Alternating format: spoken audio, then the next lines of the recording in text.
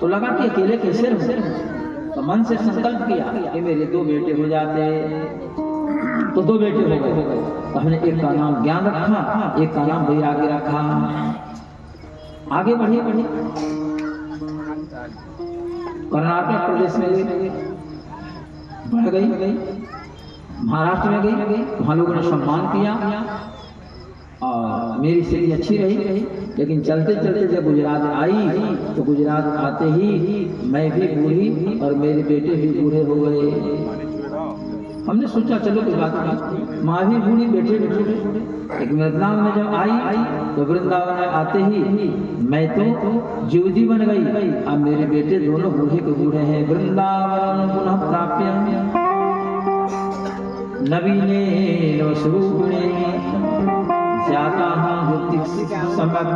पृष्ठ रूपा तो सांप्रतम।